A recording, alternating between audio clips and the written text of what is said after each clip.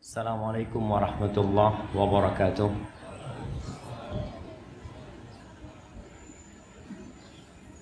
Alhamdulillahi rabbil alamin. Wa bihi nasta'in ala umuri dunya waddin. Segala puji bagi Allah Jalla Jalaluh, Rabb alam semesta ini. Dialah yang menciptakan bumi ini, Dia yang mengurusin, dan Dia yang mengawasi, serta Dia yang bakal menghancurkan alam semesta ini. Kita meminta tolong kepada Allah dalam semua urusan kita, baik dalam urusan agama atau dalam urusan dunia. Semua punya masalah.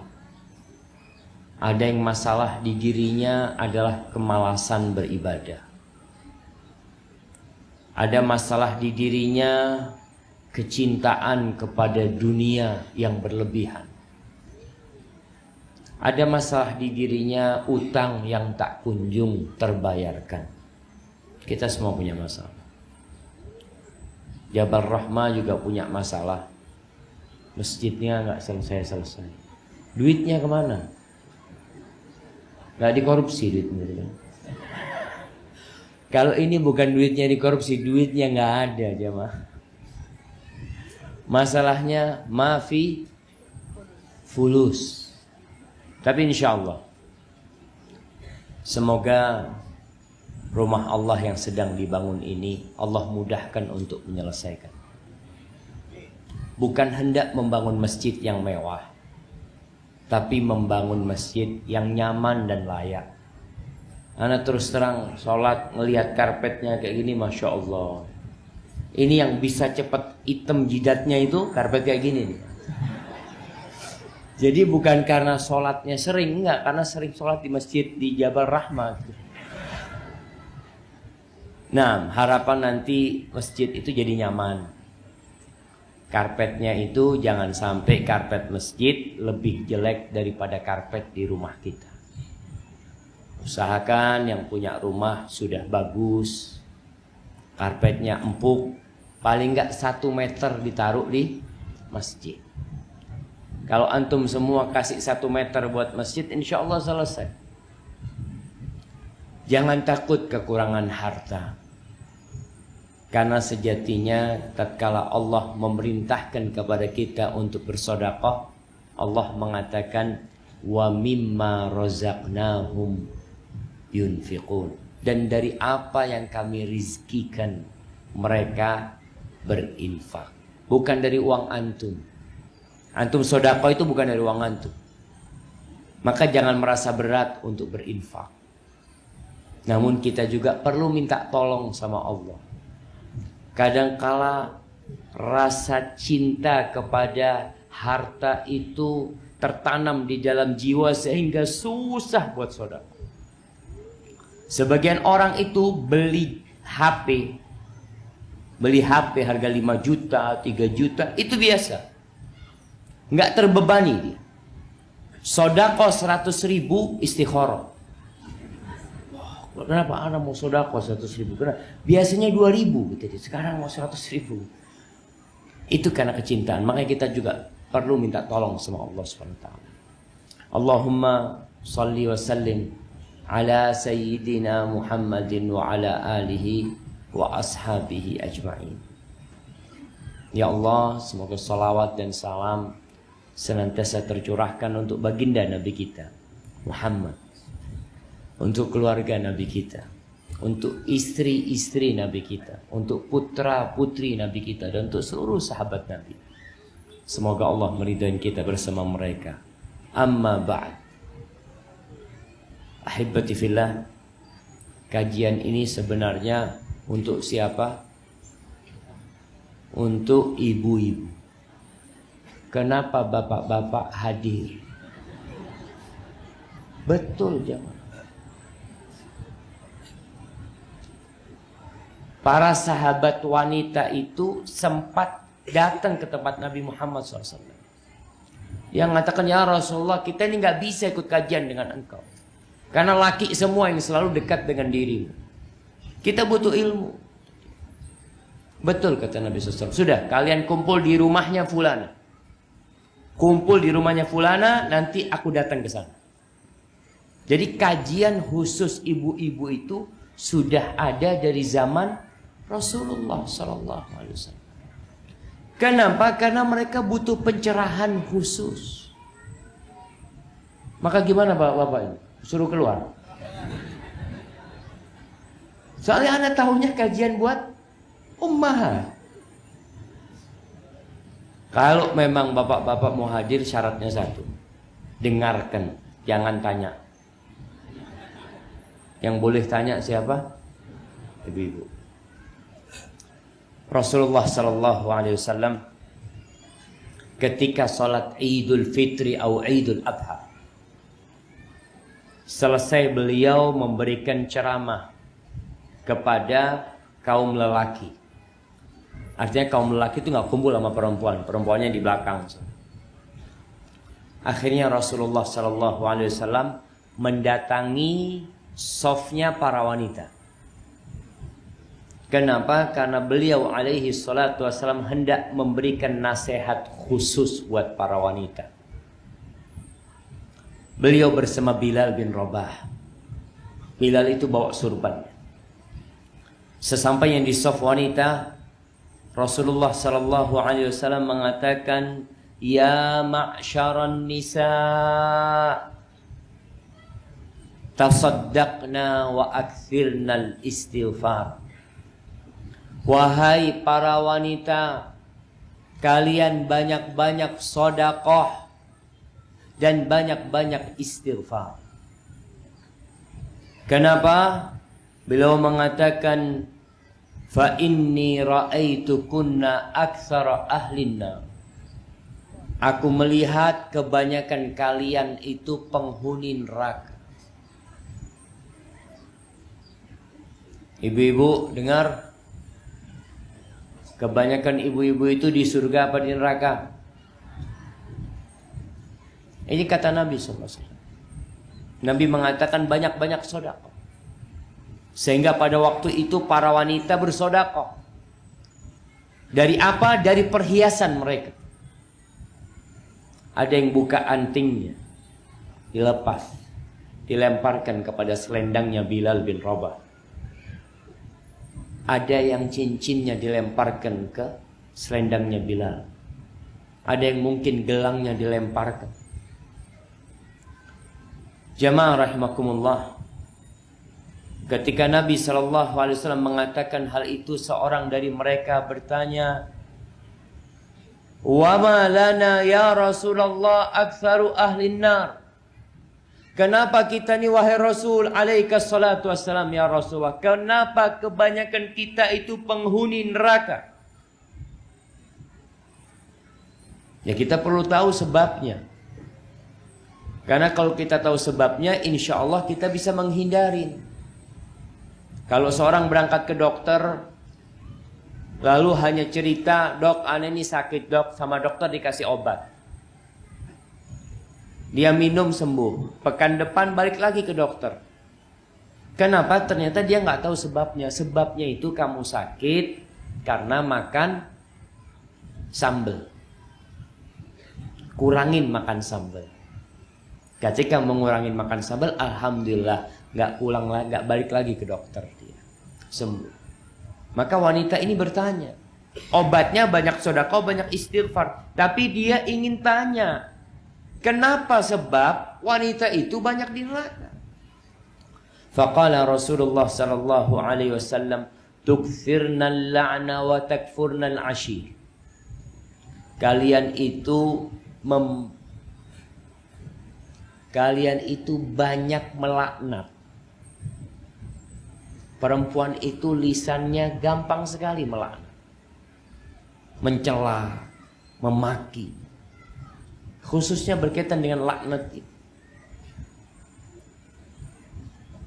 Teman anak pernah melihat seorang ibu marah sama anaknya, anaknya dipukul kepalanya sambil dikatakan laknatullah alaih. Semoga Allah melaknat. Subhanallah.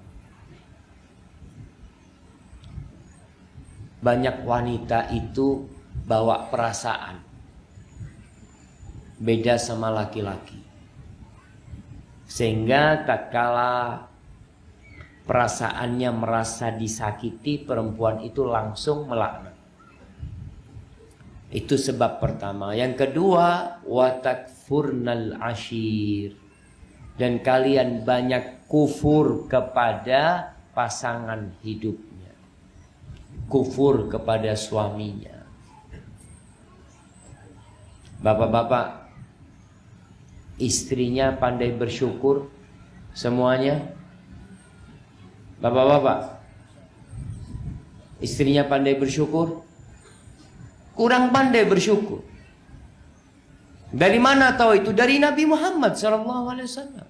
Nabi yang jelasin. Artinya kalau ada perempuan pandai bersyukur, Masya Allah, spesial banget. Itu wanita spesial. Istri-istri Nabi itu pernah mengalami ini. Istri-istri Nabi itu pernah menuntut nafkah lebih kepada Nabi Muhammad SAW. Akhirnya oleh Rasulullah SAW, mereka semuanya diboikot selama 1 bulan. Nabi tidak kumpul sama istrinya selama 1 bulan. Ibu-ibu dengerin. Apa penyebabnya? Karena mereka minta tambahan nafkah. Itu salah satu sebab. Yang Nabi berikan kepada mereka, ya mereka kurang menerima. Perempuan itu dikasih 1 juta, kurang apa lebih? Kurang. Kasih 2 juta, kurang apa lebih? Kasih 10 juta, kurang apa lebih? Kurangnya mah. Akhirnya Rasulullah SAW mendiamkan mereka 1 bulan. Setelah itu turun firman Allah di surah Al-Ahzab ayat 27-28 atau 28-29. Allah mengatakan, Ya ayyuhan nabiyyu qul li azwajika in kuntunna turidnal hayatad dunya wa zinataha fata'alaina umatti'kunna wa usarrihkunna sarahan jamila. Katakan kepada istri-istrimu, kalau yang kalian inginkan itu kehidupan dunia, perhiasan dunia, kemilauan dunia, fata'alaina, kalian semua ke sini. Aku kasih kepada kalian harta. Aku kasih pesangon buat kalian, lalu aku ceraikan kalian semuanya dengan perceraian yang indah. Nggak bisa dilanjutkan hidup dengan wanita seperti itu. Nabi menawarkan cerai kepada istri-istri. Wa in kuntunna turidna Allah wa rasulahu wad daral akhirah fa innallaha 'adda lil muhsinati minkunna ajran 'azima. Kalau yang kalian inginkan, kalau visi dan misi kalian itu Allah dan Rasulnya dan kehidupan akhirat, maka sesungguhnya Allah menyediakan buat orang yang berbuat baik di antara kalian pahala yang besar. Maka para wanita, nasihat ana, jadikan ambisi kalian itu akhirat. Jadikan ambisi setiap wanita itu adalah keridhaan Allah. Bagaimana Allah jadi ridha sama dia? Perkara dia hidupnya susah, hidup ini memang susah dari awal sampai akhir. Allah berfirman, laqad khalaqnal insana fi kabad. Kami telah menciptakan manusia itu dalam susah payah. Dari sejak di perut ibunya. Bagaimana anak di perut ibu bikin susah orang tua. Lahir pun seperti itu. Besar pun susah. Terus apa yang perlu dipersiapkan? Pandanglah dunia ini hanya jembatan sementara yang mau dilewatin. Segala petaka yang menimpa dirimu, yakinlah dia akan pergi. Segala kesulitan yang sedang kau hadapi, sebentar lagi akan ada kemudahan. Karena Allah mengatakan, fa inna ma'al usri yusra. Inna ma'al usri yusra. Problematika rumah tangga. Suami mau kawin lagi. Mana bapak-bapak yang mau kawin lagi? Angkat tangan, nak kasih hadiah. Jamaah. Oh, enggak ada. Angkat tangan biar kameranya langsung. Masya Allah. Coba yang ini, Masya Allah. Antum istri berapa? Oh, baru satu. Udah berapa lama menikah? Oh, baru 2 tahun. Masya Allah. Udah mau nambah? Masya Allah. Kasih hadiah. Allah yassiril umur. Itu menjadi beban buat wanita. Kadangkala wanita itu, istri itu, yang menjadi lawan dia adalah mertuanya sendiri. Ribut sama mertuanya, bukan suaminya lagi. Suaminya udah nggak dianggap sama dia. Ada sebagian wanita itu yang bahagia kalau suaminya mati. Alhamdulillah sudah mati dia. Khususnya yang tua-tua ini jangan dipikir istri-istri antum ini masih senang sama antum.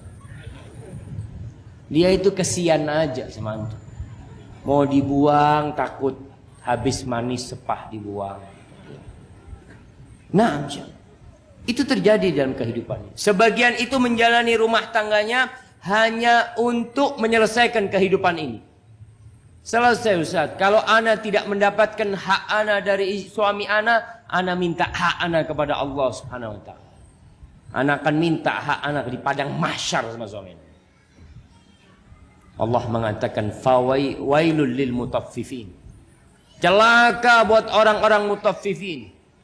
Siapa mutaffifin ini? Salah satu contoh mutaffifin adalah orang yang kalau menimbang barang milik orang dia kurangin, kalau dia beli, dia minta timbangan yang pas, yang sempurna. Sebagian pasangan hidup kita itu seperti itu. Nuntut istrinya sempurna, tapi dia sendiri nggak pernah sempurna. Nuntut istrinya melakukan kewajiban-kewajibannya, sang suami tidak memikirkan kewajiban dia sebagai seorang komandan di dalam rumah. Ini termasuk mutaffifin. Maka hati-hati. Tapi itu apa tugas kita menghadapi semua ini? Sabar. Itu modal utama kita. Jadi wanita, ketika engkau memiliki suami, engkau diuji dengan suami. Ketika engkau bercerai, engkau diuji dengan janda dan ngurus anak-anak. Ketika engkau menikah lagi, dengan bayangan dapat suami yang lebih baik daripada suami yang pertama, ternyata suamimu kurang lebih seperti yang dulu. Maka itulah ujian, dan dalam ujian ini ada 2 orang yang sukses. Yang pertama, yang bersyukur kalau dapat nikmat. Yang kedua, yang bersabar kalau dapat musibah. Maka para wanita, ingat pesan Rasulullah SAW, kalian banyak sedekah, kalian banyak istighfar. Isi waktu-waktu kalian dengan istighfar, supaya rasa qanaah itu datang. Ketika engkau banyak sedekah, engkau nanti sama harta ini tidak terlalu peduli.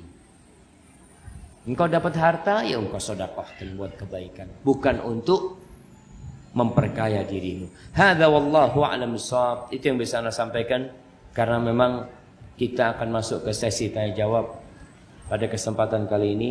Masya Allah. Ini dari akhwat semuanya.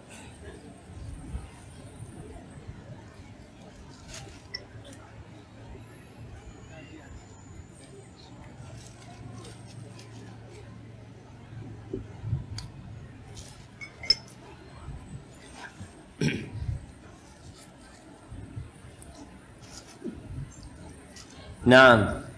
Assalamualaikum warahmatullahi wabarakatuh.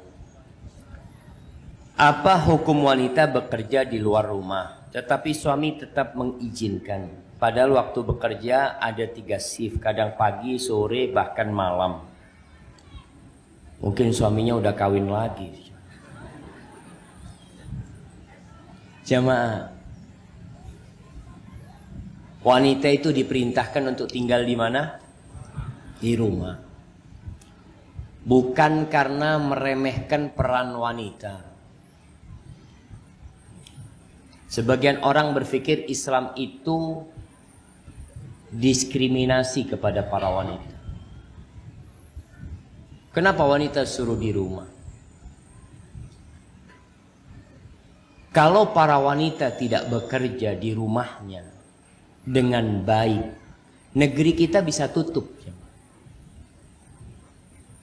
Kalau wanita itu dipekerjakan di pabrik-pabrik, di toko-toko, dia itu di tempat itu hanya dapat duit. Sedangkan tugas memberi nafkah itu tugas siapa? Suami. Apa tugas wanita yang paling utama? Mempersiapkan generasi masa depan. Itu tugas wanita yang utama. Kalau engkau dapat gaji 2 juta, 3 juta, 5 juta, itu nggak seberapa. Negeri kita ini sedang menghadapi krisis pemimpin. Krisis orang-orang soleh. Antum bisa lihat, hampir tiap hari ditangkepin sama KPK. Sekarang ini sudah 200 lebih kepala daerah yang masuk ke penjara KPK. Semuanya orang pinter-pinter, nggak ada orang bodoh. Nggak ada yang lulus SD masuk ke penjara KPK, itu hampir nggak ada. Yang ada profesor, yang ada doktor. Kok bisa seperti itu? Siapa yang disalahkan? Pendidikan di rumahnya yang perlu digali, apa permasalahannya.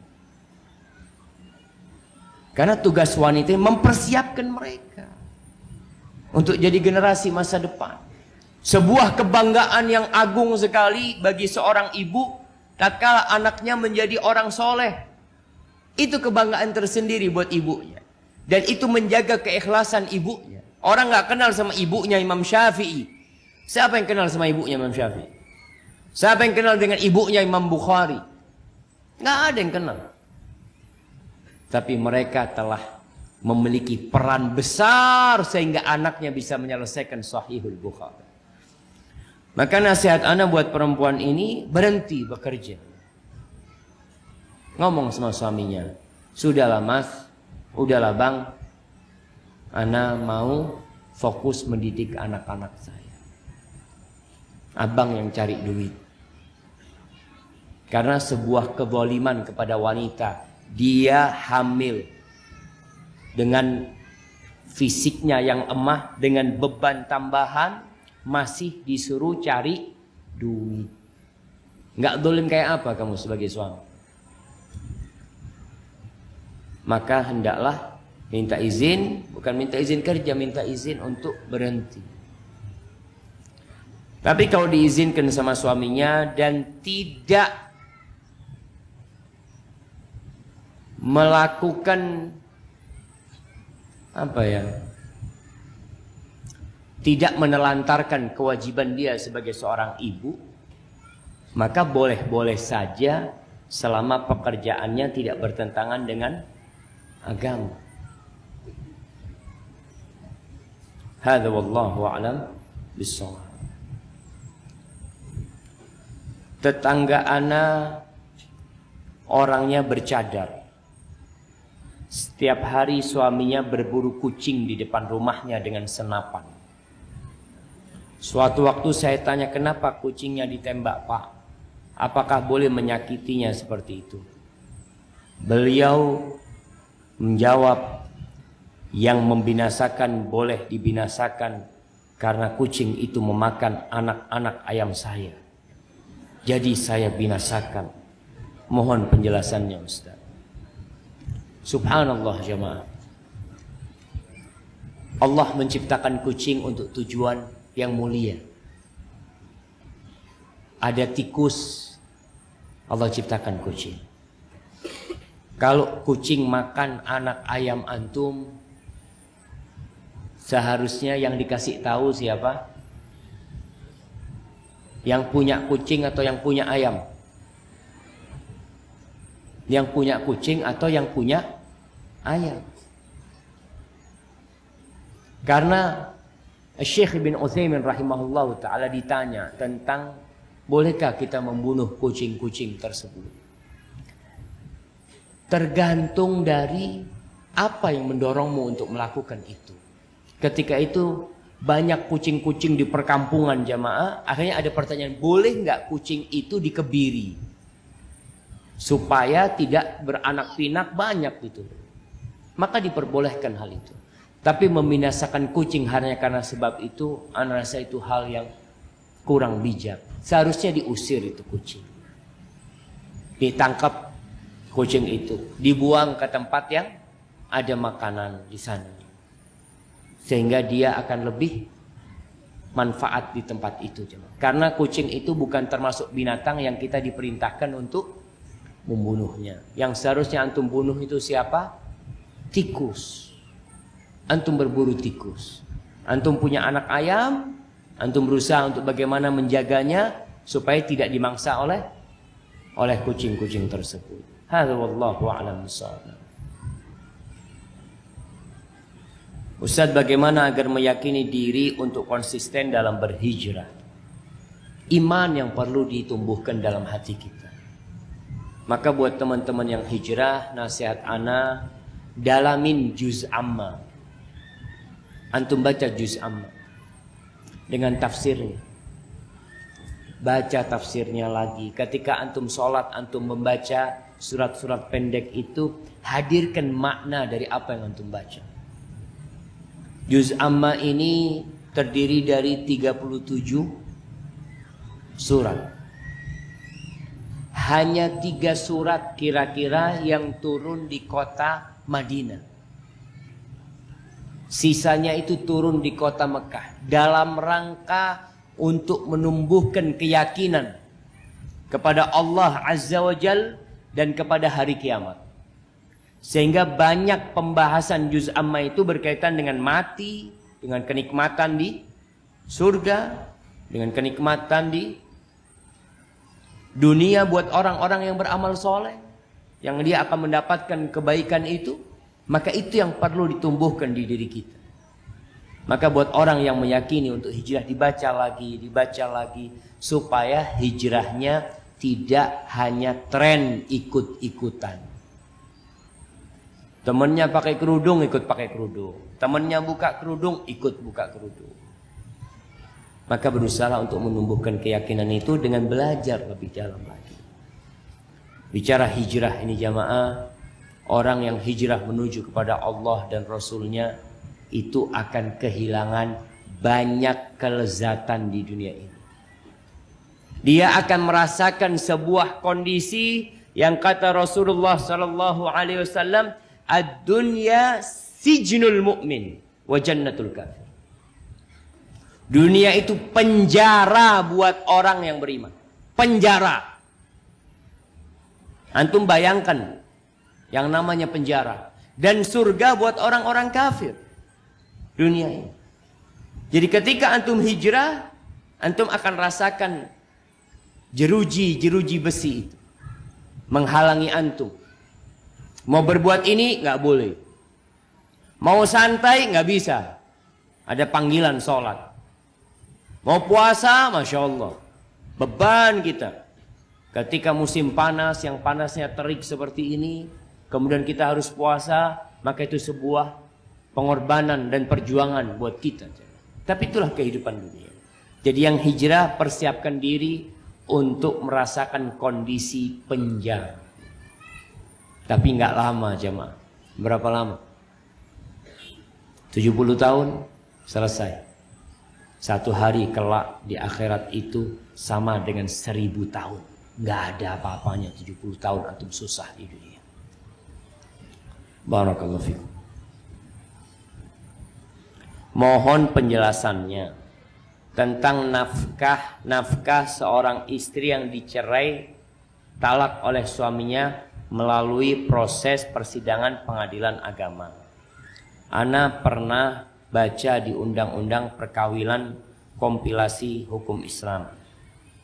Dan surah talak ada beberapa nafkah. Satu, nafkah yang diabaikan, masa lampau yang tidak diberikan wajib diberikan. Dua, nafkah iddah. Tiga, nafkah mut'ah. Tapi bagaimana jika suami yang menjatuhkan talak itu tidak mau memberikan hak-hak istri yang ditalaknya? Apakah itu termasuk zalim? Apakah akan menjadi hak mantan istri di akhirat nanti jika tak diberikan di dunia oleh suami? Baik, nafkah itu ada nafkah yang wajib. Pesangon buat wanita yang diceraikan itu tergantung kondisinya. Ada yang dianjurkan saja. Maka kalau suami tidak memberikan, dia tidak berdosa. Tapi nafkah yang tidak dia berikan pada masa lampau, dia harus berikan. Nafkah masa iddah juga harus diberikan. Ini kalau suami tidak memberikan, maka dia zalim. Dan istri akan bisa meminta haknya itu kelak pada hari kiamat. Kemudian buat para suami, kalau engkau menceraikan istrimu dan istrimu punya anak, lalu anak itu ikut ibunya, pertanyaannya, siapa yang wajib memberikan nafkah kepada anak-anak itu? Bapaknya. Sampai kapanpun anak-anak itu tanggung jawab bapaknya, walaupun anak itu ikut ibu. Jadi jangan meninggalkan kewajiban ini. Sebagian orang berpikir kalau anak ikut istrinya, ya sudah, mantan istrinya selesai. Anak nggak ngurusin anak-anak. Padahal tetap dia wajib memberikan nafkah. Dan kewajiban bapak dalam mendidik anak-anaknya tetap sama persis seperti belum bercerai. Nggak ada yang berubah. Bukan dengan bercerai kewajibannya berkurang mendidik anaknya, memberikan nafkah kepada anaknya. Tetap. Kalau sang anak itu ikut ibunya, yang ngurusin ibunya, maka perlu perhatian. Ibunya juga dikasih nafkah. Mendidik anak-anak itu. Babysitter aja kau bayar. Sekarang anak dirawat oleh ibunya, kasih biaya sandang pangan papan yang diperlukan oleh dia. Maka seorang istri yang tidak mendapatkan haknya, maka dia bisa minta. Kenapa jamaah? Sebagian ustadz itu melarang nikah siri. Kenapa? Karena rawan kezaliman. Hak-hak istri itu nggak didapat. Karena nggak ada bukti itu istrinya. Anak-anaknya nggak ada bukti itu anak-anaknya juga. Nggak ada bukti. Sehingga kalau dapat suami nggak bertanggung jawab, akhirnya kesian itu perempuan. Ketika nikah itu tercatat, insya Allah hak-haknya akan terpenuhi. Suami meninggal dunia, waris akan dapat. Tapi kalau sirri suami meninggal dunia, gimana warisnya istri? Tidak diakuin dia sebagai istri yang sah. Di pengadilan nggak ada bukti. Maka itulah menyebabkan sebagian ustadz melarang nikah sirri. Walaupun secara hukum agama syarat dan kewajibannya terpenuhi, nikahnya sah. Tapi untuk masalah ini, kezaliman kepada wanita itu, untuk menghindari hal itu. Hadza wallahu a'lam bishawab. Dan bisa wanita menuntut ke pengadilan untuk hak-hak dia itu ketika ada bukti dia sebagai istrinya. Assalamualaikum Ustaz. Waalaikumsalam. Ana telah bercerai dan mempunyai 2 orang anak. Kita sama-sama tahu dampak buruk dari perceraian kepada anak. Yang saya tanyakan, apakah dampak buruk atau negatif itu bisa dihilangkan? Bentuk ikhtiar saya mencekolahkan anak-anak di sekolah Islam yang bermanhaj salaf. Dan di rumah saya berusaha untuk menghidupkan sunnah-sunnah Rasul Sallallahu Alaihi Wasallam.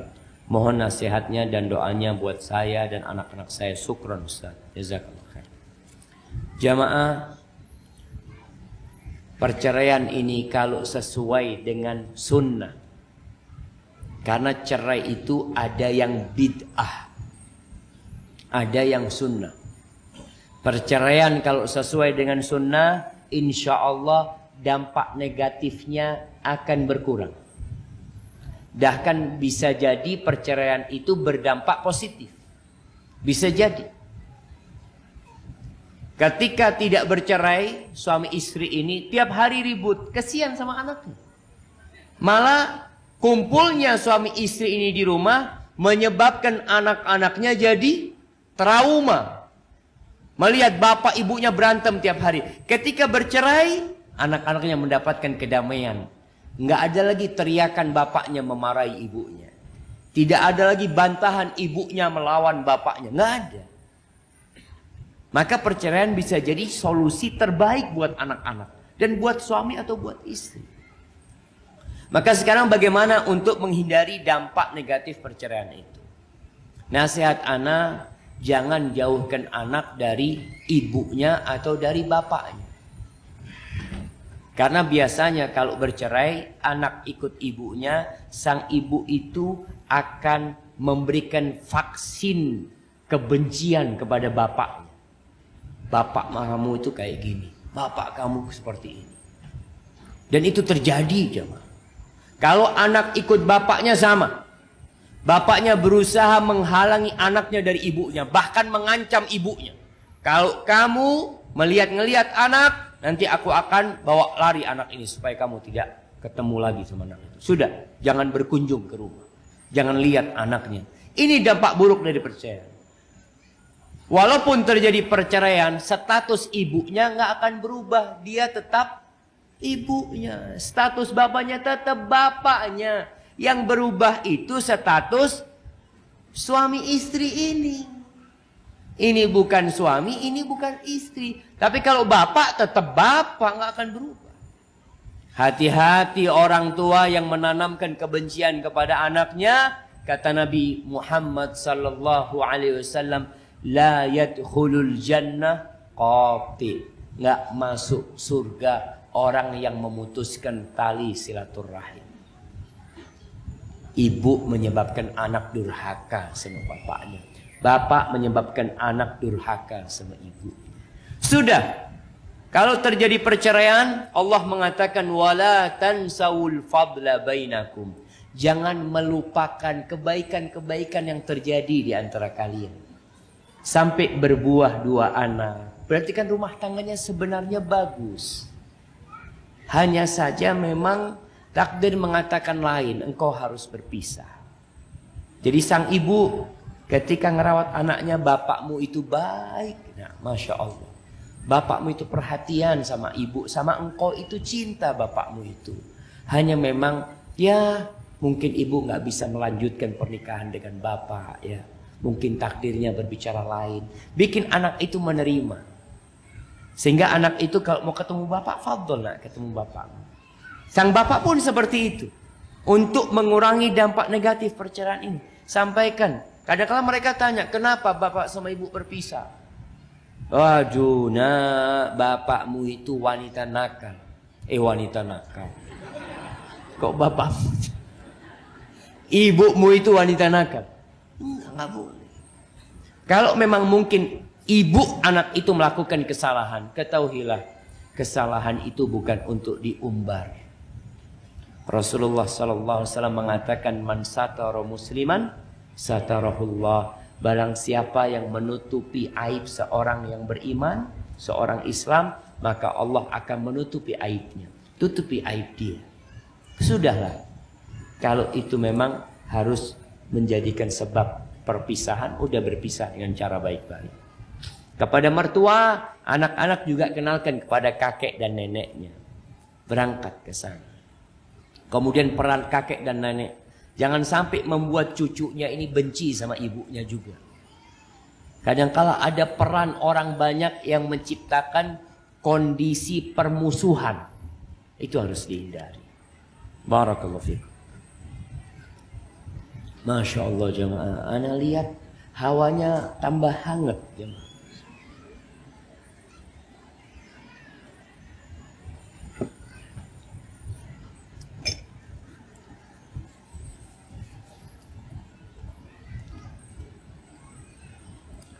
Assalamualaikum Ustaz. Ana ingin bertanya, bagaimana caranya agar kita bisa bersabar dalam penantian jodoh, dan apa yang harus kita lakukan dalam penantian itu? Terima kasih Ustaz. Jamaah, memang wanita lebih banyak menanti daripada mencari, khususnya wanita-wanita yang solehah. Dulu, ya sampai beberapa tahun yang lalu lah, hadis Rasulullah SAW itu masih bisa kita lihat prakteknya. Rasulullah SAW mengatakan, al-bikru tusta'dzan was-sayyibu tusta'mar. Anak gadis itu diminta izinnya. Jadi kalau ada yang melamar perempuan itu, anak gadis ini ditanya, gimana nak, engkau dilamar sama fulan, engkau setuju enggak? Pada masa sahabat bertanya, gimana izinnya perempuan? Gadis itu pemalu. Gak mungkin dia mengatakan, iya saya mau sama dia. Malu gadis itu. Gadis zaman dulu. Kalau gadis zaman sekarang, bawa laki ke rumahnya. Bapak, saya mau nikah sama dia nih Pak. Tolong segera, kalau enggak bahaya nanti. Na'udzubillah ya. Itu gadis-gadis. Tapi tetap ada gadis-gadis yang soleha, yang seperti diminta izinnya. Apa izinnya gadis itu? Diam. Jadi kalau gadis itu ditanya, nak, kamu mau sama dia? Dia diam, nggak jawab, berarti mau dia jawab. Itu wanita seperti itu, gadis. Kalau janda nggak diminta izinnya, diminta perintahnya. Pak, saya ada yang melamar Pak, Hulan. Ya tolong nikahkan saya lah sama dia. Itu janda. Karena janda itu rasa malunya sudah berkurang. Wanita itu rasa malunya berkurang pertama ketika kehilangan keperawanan dia. Yang kedua ketika melahirkan. Yang ketiga ketika menyusui. Dulu dia malu untuk mengeluarkan buah dadanya. Ketika menyusuin di mana-mana dia keluarin. Di pinggir jalan kadang-kala, astagfirullah. Nah, lihat ini. Gimana itu? Itu kadang-kala seperti itu zaman. Mulai berkurang rasa malunya itu. Makanya kalau janda itu tidak diminta izinnya, tapi diminta perintahnya. Kalau gadis itu diminta izinnya. Dimana kalau gadis diminta izinnya, kamu mau dengan fulan, dia nggak diem malah nangis ya, Mak. Ibu-ibu, ini buat ibu-ibu. Kalau anak gadis ditanya, kamu dilamar fulan, kamu mau apa tidak? Lalu dia menangis. Artinya dia menerima atau menolak? Ya. Menolak? Nggak apa-apa. Kasih hadiahnya nggak apa-apa. Yang jawab kasih hadiah. Bisa menolak, bisa menerima. Kalau air matanya itu hangat, berarti dia menolak. Tapi kalau air matanya dingin, itu tangisan kegembiraan. Betul jemaah. Jadi orang gembira itu bisa menangis. Apa bedanya tangisan kegembiraan dengan tangisan kesedihan? Kalau sedih itu keluar dari hati yang sedang panas.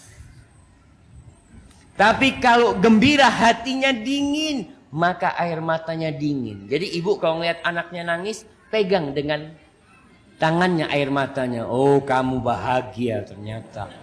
Itu ketahuan. Itu disebutkan oleh para ulama tentang hal itu. Bagaimana seorang wanita yang menanti? Apa yang harus dia lakukan di masa penantian? Yang pertama, jadilah orang baik. Terus berusaha untuk memperbaiki diri. Berdoa, beristighfar. Ngomong sama ayahnya, sama ibunya. Ibu, Ayah, kalau ada orang baik tolong aku dinikahkan.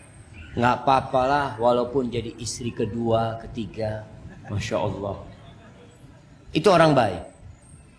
Artinya dia minta orang soleh. Karena ada wanita-wanita yang menunggu. Penantian cukup lama. Akhirnya datang seorang lelaki melamar. Padahal dia bukan laki-laki baik-baik sama orang tuanya. Dinikahkan. Kenapa? Aduh kesian Ustaz, umurnya sudah 31 tahun. Ya udahlah, bismillah nikah. 2 tahun cerai. Karena ternyata suaminya buaya. Bukan manusia. Ada jemaah, ada buaya darat. Maka dalam masa penantian, ketika nanti ada yang melamar, tetap dicek orangnya soleh atau tidak. Kalau nggak soleh, tolak. Nggak apa-apa menolak. Dan orang tua jangan malu menawarkan putrinya. Umar bin Khattab radhiyallahu taala anhu ketika putrinya Hafsah menjadi janda, dia datangi Abu Bakar As-Siddiq. Abu Bakar sudah punya anak, banyak anaknya. Istrinya sudah lebih dari 1. Ditanyain sama Umar bin Khattab, Abu Bakar, kok nggak mau nikah lagi? Anakku Hafsah, kau nikahin dia. Subhanallah. Kalau sekarang ada bapak menawarkan putrinya kepada lelaki yang sudah beristri, apa kata orang kampung? Merusak rumah tangga orang. Ini pelakor. Iya, pelakor istilahnya. Apa kata Abu Bakar? Ya Allah, aku mikir dulu, kata Abu Bakar. Umar merasakan agak sakit hati sama Abu Bakar. Ditawarin putrinya nggak mau. Datang ke Utsman bin Affan. Utsman, kau nggak mau nikah? Engkau nikahi putriku. Padahal Utsman sudah punya istri. Kata Utsman, aku kayaknya masih belum berpikir untuk menikah saat ini. Akhirnya siapa yang melamar Hafsah?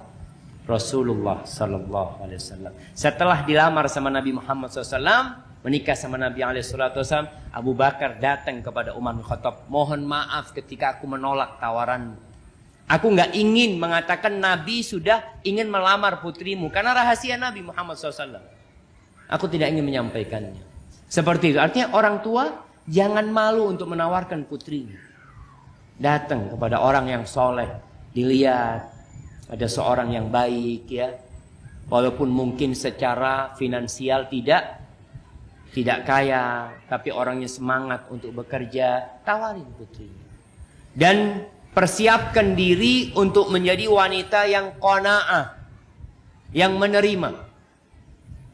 Karena mungkin engkau mendapati suami yang tidak sempurna, penuh dengan kekurangan. Tapi ketika seorang tahu pasangan hidupnya tidak sempurna, maka insya Allah dia akan bisa menjalani kehidupan rumah tangga ini. Dan nasihat Anda buat para wanita dalam masa penantian itu, belajar bagaimana menjadi seorang istri. Belajar bagaimana menjadi seorang ibu. Persiapkan dirimu untuk itu. Barakallahu fikum.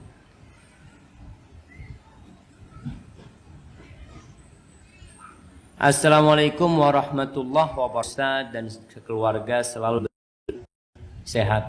Afwan Pak Ustadz, Ana bertanya di luar tema hari ini. Ana ingin bertanya, tadi Ana sempat menonton streaming Pak Ustadz ba'da subuh tentang mumpung masih hidup. Begini Pak Ustadz, orang tua Ana sudah meninggal dunia. Ana sangat merindukan kebersamaan orang tua Ana, masakan ibu Ana. Apakah Ana bisa bertemu orang tua Ana di akhirat? Ana takut tak bisa bertemu orang tua, misalnya Ana di neraka, orang tua di surga. Ana masih penuh dosa, belum banyak amal. Ustaz. Subhanallah jamaah ya. Yang masih hidup, tolong berbakti kepada orang tuanya. Waktu kita nggak banyak, waktu mereka juga tidak banyak. Entah siapa yang dahulu meninggal dunia, tapi usahakan antum sudah berbakti kepada orang tua. Kalau sang anak merindukan orang tuanya, maka hendaklah mendoakan kedua orang tuanya. Baca Rabbighfirli wali walidayya warham kama rabbayani shaghira. Kalau ingat sama ibunya, sampaikan kepada Allah, Allahumma gfirlah, mohon ampun buat kedua orang tuanya. Itu yang bisa dilakukan anak. Banyak-banyak sedekah buat orang tuanya. Mungkinkah anak berjumpa dengan orang tuanya kembali? Mungkin.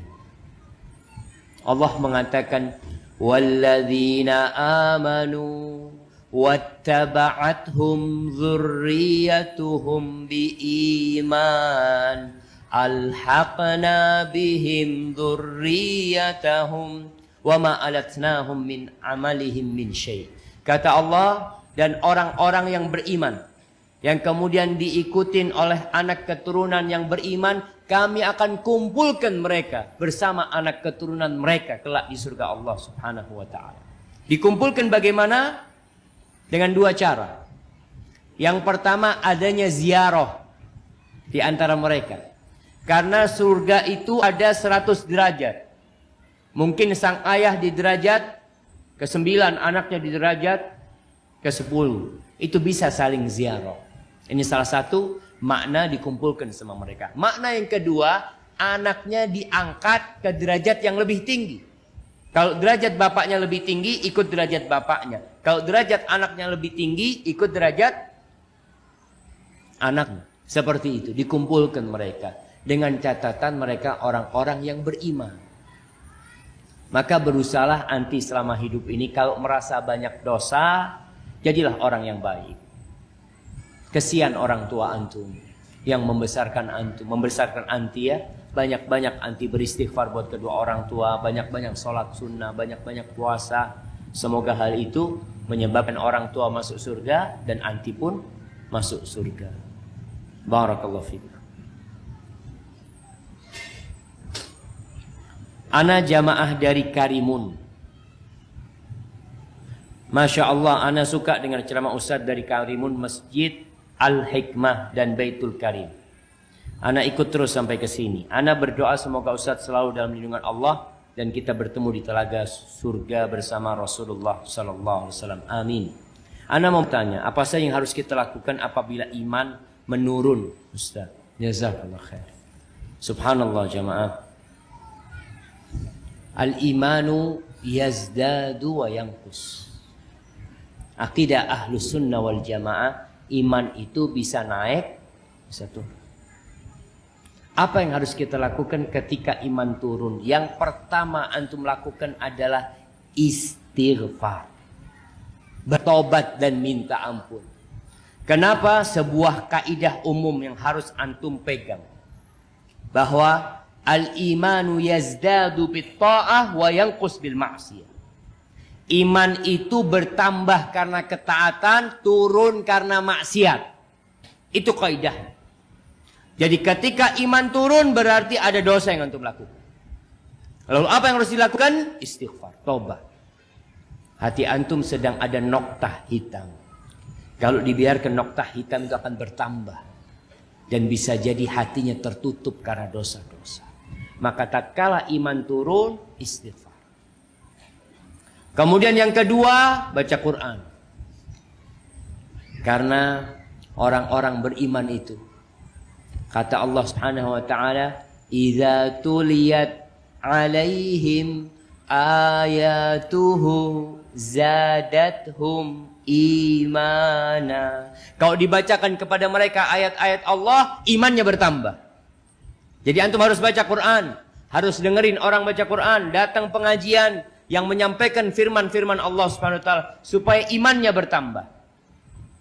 Yang ketiga, kadangkala kita ini ada perasaan jenuh beribadah. Maka nasihat ana, jangan berlebih-lebihan beribadah. Nggak boleh berlebih-lebihan beribadah. Puasa, tiap hari puasa, jangan. Rasulullah SAW memberikan wasiat kepada Abdullah bin Amr bin As yang dia puasa tiap hari supaya puasa cukup 3 hari dalam sebulan. Yang penting istiqomah. Puasanya tanggal berapa? Ya terserah. Antum mau puasa Senin, Kemis, Senin, silahkan. Antum mau puasa 13, 14, 15, itu mulia. Cukup. Ini kalau yang mau minimalis 3. Oh enggak, aku lebih kuat dari itu. Ya kalau kau lebih kuat dari itu, kau puasa sehari berbuka 2 hari. Sehari puasa 2 hari. Kata Abdullah bin Amr bin, aku lebih kuat dari itu. Katanya kalau gitu kau puasanya Nabi Daud. Artinya seorang itu hendaklah berusaha untuk istiqomah dalam sebuah amalan walaupun sedikit. Jangan berlebihan. Antum berlebihan ya, sholat malam Masya Allah. Dari jam 1 sampai subuh. Tiap hari. Hanya bertahan berapa hari? 7 hari. Habis gitu aduh iman ana sedang turun sekarang. Antum lebih baik sholat malam tiap malam setengah jam. Tapi istiqomah terus. Tambah sedikit jadi 1 jam. Nanti kalau turun imannya setengah jam yang tetap terjaga. Artinya seperti itu kita menjaga keimanan kita. Kemudian berdoa. Minta sama Allah iman.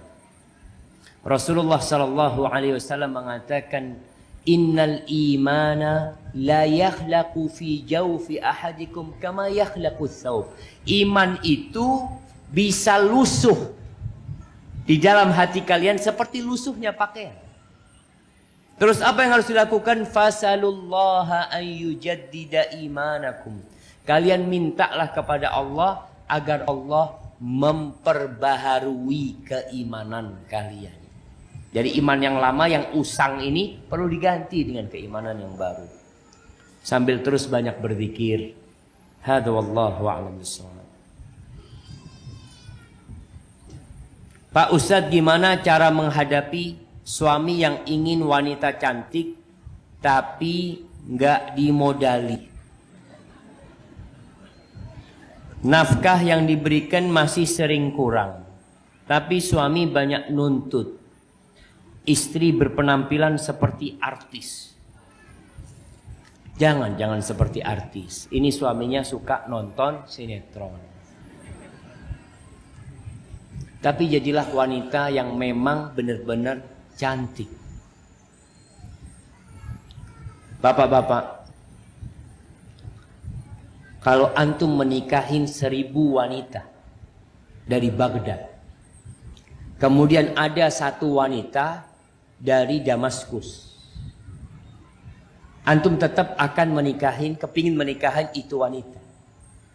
Kenapa? Karena antum tidak menundukkan pandangan antum. Tapi kalau antum menundukkan pandangan antum, istri antum itu cukup buat antum. Orang menuntut istri ini seperti itu karena matanya kemana-mana. Tapi memang tidak bisa dipungkirin ibu-ibu. Godaan di luar rumah itu sangat menakutkan sekali. Ana semalam di Pulau Karimun itu tinggal di rumah. Alhamdulillah tenang hati ini. Hari ini tinggal di hotel. Masuk hotel, astagfirullahaladzim. Nah, ana lihat. Memang nanti buat panitia yang ngundang ana kalau datang lagi tinggal di rumah. Cari rumah yang menjaga hati. Betul, itu godaan besar sekali. Maka istri harus selalu tampil cantik. Tapi gimana nggak dimodalin? Harus pandai-pandai memanfaatkan yang ada. Artinya Rasul sallallahu alaihi wasallam ketika mengatakan siapa wanita yang paling baik, kata beliau alaihi salatu wassalam, allati idza nadarta ilaiha sarratka, yang kalau engkau memandang kepada dia, masya Allah menyenangkan hati. Sekarang bikin suasana di rumah menyenangkan. Suami datang, engkau dalam pakaian yang walaupun apa adanya, tapi paling tidak wangi, menyenangkan hati. Nasihat anak kepada para wanita, kalau suaminya datang dari tempat kerja, jangan ditanya dari mana. Jangan. Tapi ditanya mau apa? Allahu Akbar. Itu suami kalau masuk rumah ditanya mau apa, dia bingung. Ini warung apa rumah ini? Karena biasanya yang ditanya mau apa itu di mana? Rumah makan gitu loh. Dia, ya Allah, istriku berubah sekarang. Ini paling tidak membuat suami betah di rumah. Maka berusahalah pakai pakaian. Ana lihat kebanyakan wanita, ya nggak tahu lah ya. Banyakan wanita atau ana salah. Kalau di rumah itu, dia itu tampil biasa-biasa aja. Sebagian suami itu kalau masuk rumah, lihat istrinya berhias, bingung dia. Mau kemana? Kenapa? Karena kebanyakan wanita berhias kalau keluar rumah. Ini harus dirubah sekarang. Bikin suaminya kalau melihat istrinya berhias di rumah, yang dia katakan, Masya Allah, hari ini aku gak akan keluar rumah. Karena dia dapat istri yang cantik. Jadi memang hendaklah wanita menerima kondisi suaminya. Memang banyak suami yang suka menuntut. Tadi kita sebutkan ada suami-suami yang masuk kategori minal mutaffifin. Yang dia menuntut haknya tapi tidak melaksanakan kewajibannya. Antum kalau ingin istri antum cantik, tolong belikan sesuatu buat istri antum yang buat dia cantik. Nggak perlu perawatan-perawatan terlalu mahal. Karena memang ada wanita yang ya perawatan harus ke salon. Sekali masuk salon 700.000. Suami gaji 1,5 juta. Buat ke salon 2 kali nggak makan sebulan. Maka tahu dirilah dengan kondisi suami, dan suami pun harus tahu diri dengan kondisinya dia. Ada sebuah ungkapan dahulu mengatakan, waman yakhdu bil hasna, waman yakhdu bil hasna, falyasbir ala ghala'il muhur. Barang siapa yang melamar wanita cantik itu harus sabar dengan biaya yang mahal, jemaah. Wanita cantik itu bedaknya 700.000, bedaknya. Belum apa? Lipstiknya, belum lotionnya, apalagi kalau sudah krim, ada krim yang pagi, siang, malam. Jadi antum lihat istri antum hanya krim terus dipasang. Ada yang seperti itu kerjaannya. Maka cari istri jangan yang terlalu cantik, yang biasa-biasa aja, tapi yang soleha. Insya Allah antum soleha, dia pandai mempercantik dirinya, sehingga biayanya tidak terlalu mahal. Saya mau tanya, gimana kalau suami di rumah suka diam sama istrinya, tapi kalau sama temannya malah dia yang paling lucu? Bagaimana hukumnya, Ustaz? Soalnya suami datang, Ustaz. Suaminya hadir ini, jemaah. Masya Allah, ana izin minum dulu, jemaah. Bismillah.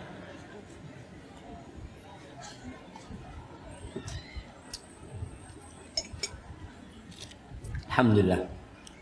Tapi buat para suami, yang pertama, istri ini harus menerima kekurangan suaminya. Ada suaminya itu yang kalau masuk rumah seperti macan, kalau keluar rumah seperti kelinci. Ada suami-suami itu masuk rumah kayak paling apa? Paling pemberani gitu ya. Di rumah kayak kelinci dia.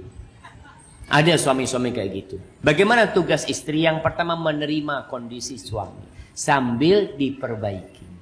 Menerima itu membuat semua jadi indah. Masjid ini, jamaah, walaupun beratapkan apa atapnya ini? Apa namanya? Sepandek ya. Kalau menerima, Masya Allah. Antum sujud di atas karpet yang kasar ini, kalau antum menerima, seakan-akan sujud di karpet Masjid Nabawi. Allah, gitu kan? Nggak kepingin bangun-bangun antum dari karpet itu, jemaah. Karena hatinya menerima. Baik. Bagi suami yang datang nih, dan bagi semua suami lah, ukuran orang baik itu adalah yang paling baik sama keluarganya, bukan sama teman-temannya. Rasulullah SAW mengatakan, khairukum khairukum li ahli. Orang yang terbaik di antara kalian adalah yang paling baik sama siapa? Sama keluarganya. Masya Allah. Ini belum selesai. Yang paling baik sama istrinya. Anas bin Malik radhiyallahu ta'ala anhu, dia itu kalau di keluarganya orang paling lucu, paling menyenangkan. Jadi seharusnya engkau berbagi kegembiraan itu kepada istri. Jadi kalau di rumah itu jangan cuma diem saja. Dan coba istri cari tahu. Kenapa kalau dia masuk rumah, suami diem saja.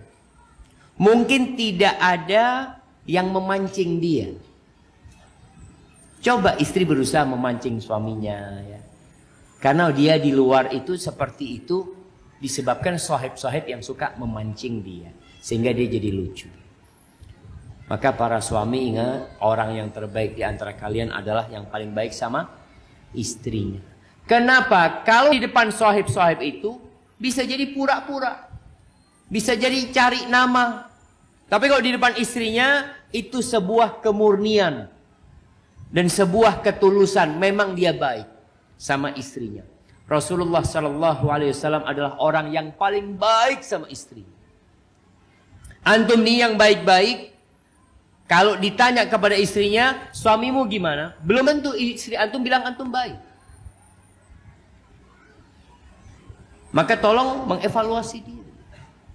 Jadilah orang baik yang tidak pura-pura baik, tapi memang baik lillahi ta'ala. Antum dapat pahala ketika berbagi kegembiraan kepada istri. Assalamualaikum Ustaz. Waalaikumsalam. Ana seorang istri yang mempunyai suami perokok dan tidak mau sholat.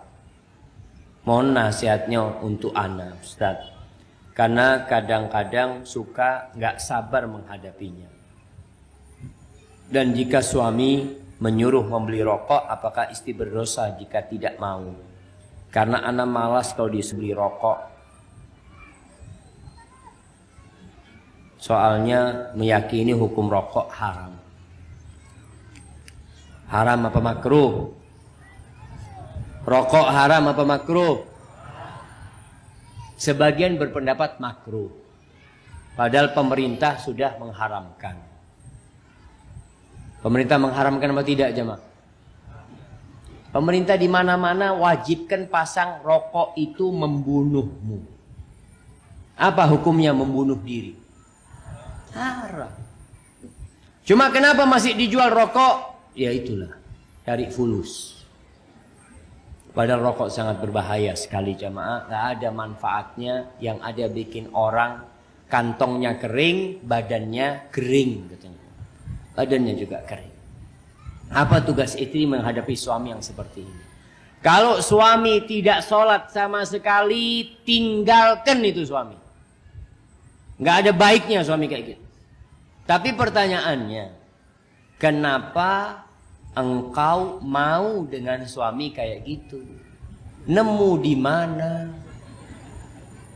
Betul jemaah. Kesalahan kadang-kala dari kita karena pernikahan itu pilihan hidup. Pasangan hidup itu pilihan kita. Terkadang engkau memilih itu laki karena fulus. Karena tampan. Urusan agama engkau tidak pernah pedulikan dahulu. Sekarang ketika engkau dapat hidayah, engkau mulai berpikir, nggak nyaman hidup dengan dia. Dulu nyaman-nyaman aja. Beli rokok dibelikan 2 kardus lagi. Dulu. Sekarang udah mulai engkau dapat hidayah, alhamdulillah. Maka sekarang bagaimana engkau memperbaiki suami. Tapi kalau suami tetap nggak mau sholat jamaah, ketahuilah, meninggalkan sholat itu dosanya lebih parah daripada berzina. Daripada suaminya perampok, pemerkosa. Itu rukun Islam. Cukup sebagai bentuk besarnya dosa sholat, meninggalkan sholat ini.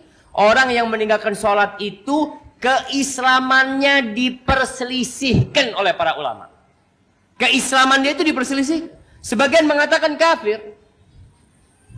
Kalau mati nggak disolatin di masjid, nggak dikuburkan di kuburan umat Islam. Di mana? Bikinkan jurang. Di sini Jabal Rahmah banyak tanah kosong, udah bikinin jurang, masukkan sana, tutup sudah. Nah, itu orang yang meninggalkan sholat, jangan main-main dengan urusan sholat ini.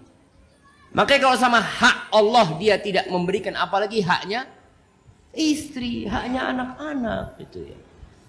Tapi kalau engkau masih berharap suami, alhamdulillah Ustaz, kadang kala sholat, kadang kala berhenti sholat, ya berusaha untuk diperbaiki. Tapi kalau sama sekali tidak sholat, sudah tinggalkan. Gugat cerai. Bagaimana dengan anak-anak ya Ustaz? Wa man yattaqillah yaj'al lahu makhraja. Barang siapa bertakwa kepada Allah, maka Allah akan berikan kepadamu solusi jalan keluar. Wa yarzuqhu min haitsu la yahtasib. Allah akan kasih rizki dari arah yang tidak disangka-sangka. Maka tolong diperhatikan urusan meninggalkan sholatnya. Kalau urusan merokok, ya mungkin suami memang masih ya tergoda dengan rokok karena dari dulu merokok. Kalau anti disuruh beli rokok, nggak apa-apa, istri menolak. Tanya, beli rokok sana? Enggak bang, aku nggak ingin membunuh suamiku. Aku sayang sama suamiku. Nah, karena rokok membunuhmu. Jangan. Barakallahu.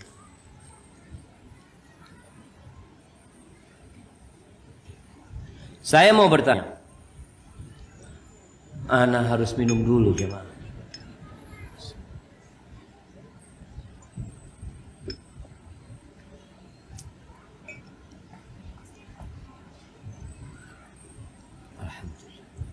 Apakah seorang istri yang sudah tidak tinggal serumah, tidak pernah lagi dinafkahin, batin harus patuh kepada suaminya?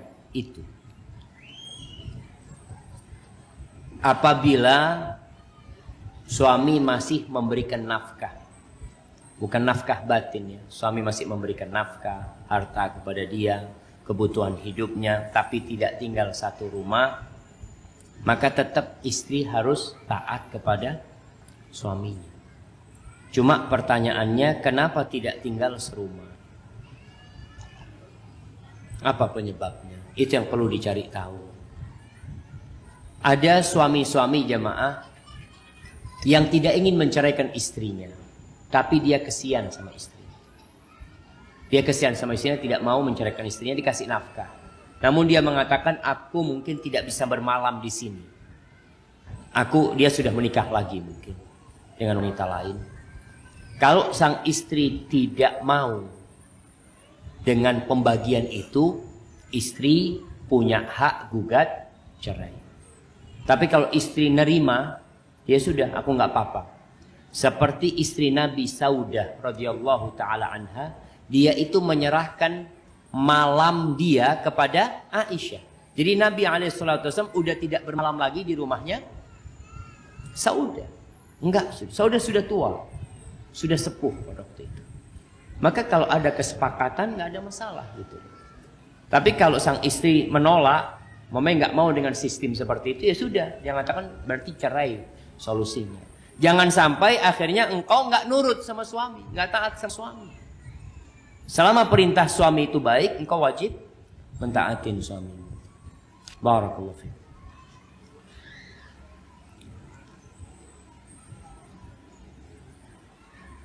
Afwan Ustaz, ana mau tanya, ana baru mengenal sunnah, tapi ana lihat kok kajian khusus ummahat yang di rumah-rumah lebih rame dibandingkan yang ada di masjid-masjid. Kebetulan yang kajian di rumah-rumah itu disediakan makanan. Bagaimana menurut pendapat Ustaz untuk saya yang baru mengenal sunnah? Mungkin banyak penyebabnya. Jadi kita ketika menilai sesuatu harus menilai dari semua sudutnya. Kajian di rumah itu lebih nyaman memang. Yang pertama, wanita yang datang bulan bisa datang ke sana. Tapi kalau masjid kita tahu sebagian ulama bahkan jumhur ulama melarang wanita haid untuk ke masjid. Itu yang pertama. Yang kedua, mungkin suasananya.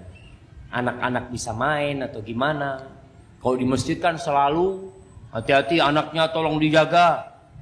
Nggak boleh bermain-main. Mungkin itu penyebabnya. Penyebab ketiga bisa jadi waktunya. Jadi ada waktu-waktu yang perempuan itu nggak bisa meninggalkan kerjaannya. Di Jakarta itu kajian, nggak tahu di sini. Kajian ibu-ibu yang jam 9 di hari kerja itu penuh di rumah-rumah. Kenapa? Karena sedang menunggu anaknya sekolah.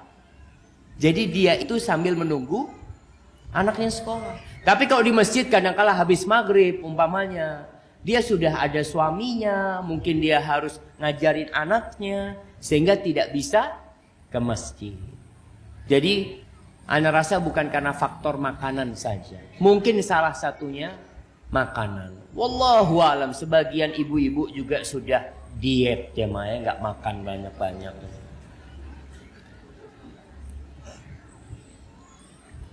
Nah, bismillah. Saya sudah hijrah lebih dari 2 tahun yang lalu. Tapi saya merasa Allah memberikan hidayah pas di awal saya hijrah. Saya merasa Allah mencabut hidayahnya. Karena saya masih terus melanjutkan pacaran saya yang sudah 6 tahun. Karena hati saya tidak pernah tenang setelah kejadian 1 tahun yang lalu, saya memutuskan untuk putuskan pacaran saya dan sekarang sudah berjalan 1 bulan. Apakah Allah masih mau memberikan saya hidayahnya kembali, Ustaz? Jamaah rahimakumullah. Hidayah itu perlu dijemput, perlu diminta, perlu dijaga. Ketika antum sudah dikasih hidayah sama Allah, tugas kita menjaga hidayah itu. Karena perjalanan hidup akan penuh ujian. Bahkan Allah sudah menetapkan. Allah mengatakan, ahasiban nasu an yutraku an yaqulu amanna wa hum la yuftanun. Apakah orang mengira dengan mengatakan beriman mereka tidak akan difitnah? Godaan itu ada. Terus engkau akan diuji. Kita lihat bagaimana para sahabat Nabi diuji. Sebagian itu diuji keimanannya sampai dibunuh, sampai mati mereka. Antum lihat bagaimana ujian Masyitatu binti Fir'aun, tukang sisirnya putrinya Fir'aun. Anaknya dimasak. Itu ujian hidayah dia, jemaah. Orang kadang-kadang berpikir, ana Ustaz udah hijrah kok hidup ana makin susah. Antum berpikir dengan hijrah hidup antum lebih nyaman. Ujian itu akan membuktikan antum benar-benar hijrah atau pura-pura hijrah. Antum lihat bagaimana ujiannya tukang sihir Fir'aun. Dibunuh sama Fir'aun. Maka tolong hidayah itu dijaga. Pacaran ini nggak ada gunanya. Yang ada terus menambah dosa. Sehingga hati itu ketutup dengan dosa-dosa tadi. Kalau antum berpikir apakah akan menerima antum kembali ketika antum hijrah? Naam. Pintu tobat itu terbuka lebar-lebar. Maka kembalilah kepada Allah Subhanahu wa taala. Putuskan. Nafsu kita itu perlu dididik. Anti perlu mengatakan kepada nafsu anti tidak. Tidak. Walaupun berat ketika engkau terus mengatakan tidak, nafsu itu lama-kelamaan akan melemah dan tidak akhir. Insyaallah antum bisa. Berapa menit lagi? Masya Allah. Ini jamaah, pertanyaan terakhir ini sudah. Ini pertanyaan-pertanyaan dikumpulkan nanti kasihkan ke panitia ya. Anda bawa pulang nanti. Kenapa? Di rumah itu ada yang suka baca pertanyaan. Kalau Anda pulang bawa pertanyaan, ada yang bukain pertanyaannya. Kalau ada yang penting dia tanyakan kepada Anda nanti. Ustaz, saya mau tanya Ustaz. Teman saya punya suami yang suka pacaran sama wanita lain kalau sedang berantem. Nanti kalau misal suaminya putus sama cewek tersebut, maka dia kembali lagi pada istrinya. Istrinya selalu menerima kalau suaminya kembali lagi, selama suaminya tidak menikah dengan wanita lain. Tapi kalau suami menikah lagi, istri tidak mau dipoligami. Bagaimana hukumnya jika istri tidak menerima dipoligami? Apakah salah bila minta cerai dari suami karena tidak mau dipoligami? Dan apakah benar kalau uang istri adalah milik istri, uang suami adalah milik istri? Ini masalah yang besar. Ketika wanita-wanita mendapati suaminya berbuat dosa, dia tidak gugat cerai. Suaminya pacaran, keluar dengan wanita lain, dia tidak gugat cerai. Selama suaminya tidak kawin lagi. Tapi dengar suaminya kawin lagi, gugat cerai. Na'udzubillah min dzalik. Kenapa ini terjadi? Karena kalau suaminya pacaran, istri masih berharap suaminya tobat. Tapi kalau suaminya poligami, nggak ada harapan tobat. Suaminya berbuat baik, tidak berbuat dosa. Maka tolong para wanita, anti ini harus belajar dari istri-istri Nabi. Ujian buat istri Nabi itu jauh lebih berat daripada ujian buat wanita sekarang. Kalau suaminya poligami. Aisyah itu istri yang paling dicintai. Rasulullah Sallallahu Alaihi Wasallam itu hanya bermalam di rumah Aisyah setiap 9 hari. Setiap 9 malam. Muter 9 malam baru bermalam di sana. Ketika anti dipoligami, dengan suami punya istri 4 anggap. Tiap 4 malam suami datang. Ujiannya lebih ringan daripada ujian istri-istri Nabi. Dan ketika suami menikah lagi dengan cara akan tahan. Tapi kalau suami pacaran anti ridho, Allah murka. Apalagi kalau dia berzina, siapa yang tahu? Maka tugas anti adalah berusaha melihat hidup ini ujian. Kalau suami ana menikah lagi dan dengan wanita yang baik dan dia berlaku adil, yang sudah terima. Nggak lama nanti menerima hal itu. Nggak lebih berat daripada istri-istri Nabi Muhammad SAW. Tapi jangan sampai ridho suami bawa penyakit ke rumah, bawa dosa, bawa penyakit ke rumahnya. Na'udzubillah min dzalik. Maka kalau istri yang kayak gini, maka dia benar-benar istri yang jauh dari keimanan kepada ajaran Islam ini. Lain kalau bicara apakah benar kalau uang istri adalah milik istri, uang suami adalah milik istri? Nggak benar. Nggak benar. Uang istri milik istri, uang suami milik suami. Kenapa? Karena suami ini belum tentu istrinya cuma anti. Nah, ini yang pertama. Yang kedua, suami ini punya kewajiban memberikan nafkah kepada orang tuanya, kepada adik-adiknya yang nggak mampu, bukan hanya kepada istri. Maka istri tidak perlu tahu berapa penghasilan suami, nggak perlu tahu. Tapi yang dia perlu adalah suami memberikan nafkah kepada istri sesuai dengan kemampuannya, bukan sesuai dengan kebutuhan istri. Kenapa? Bisa jadi kebutuhan istri 10 juta.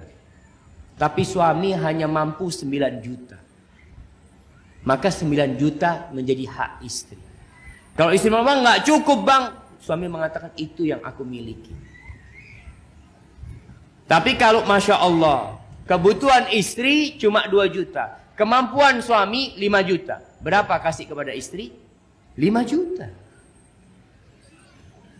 Bukan sesuai kebutuhan, tapi sesuai dengan kemampuan. Ini fair jamaah. Artinya istri itu mendapatkan haknya. Dan istri juga tidak boleh menuntut kalau memang kemampuan suami cuma seperti itu. Terimalah. Jangan suka ya tanya-tanya, bang, abang gajinya berapa sih bang? Nggak perlu tahu itu. Karena kalau tahu itu nanti sakit hati. Abang gajinya 10 juta, aku cuma dikasih 3 juta. Umpamanya dia cerita. Mungkin suami kalau bercerita membuka, engkau akan sakit hati. Dia mengatakan, aku harus kasih kepada ibuku sekian, kepada bapakku sekian, keponakanku anak yatim, aku bantu sekian. Artinya itu nggak perlu tahu istri.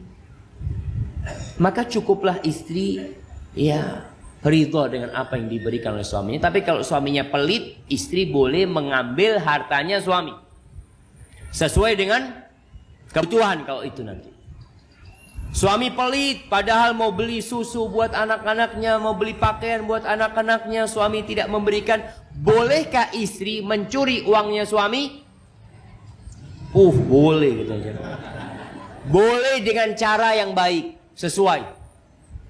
Khudhi ma yakfiki wa ibniki aw wa iyaliki bil ma'ruf. Itu ucapan Nabi SAW kepada Hind binti Utbah. Engkau ambil dari suamimu yang cukup buat engkau dan anak-anakmu. Yang cukup. Itu yang diperlukan sekarang. Jadi jangan ngambil uang suami mau beli tas, Ustaz. Berapa? Enggak mahal, Ustaz. 7 juta, Ustaz. Enggak boleh. Itu bukan kebutuhan. Hadza wallahu a'lam bissawab. Masyaallah masih banyak pertanyaan yang belum bisa dibaca, semoga bisa dibaca di tempat lain insyaallah jamaah. Hadza wallahu a'lam bissawab. Itu yang bisa Anda sampaikan. Apabila Anda sampaikan benar itu dari Allah Azza wa Jalla. Kalau ada yang salah dan kurang berkenan itu dari diri Anda pribadi. Allah dan Rasulnya terbebaskan dari kesalahan itu. Sallallahu ala nabiyina Muhammadin wa ala alihi wa sahbihi wasallam. Assalamualaikum warahmatullahi wabarakatuh. Waalaikumsalam warahmatullahi wabarakatuh. Tayyib, jazakallah.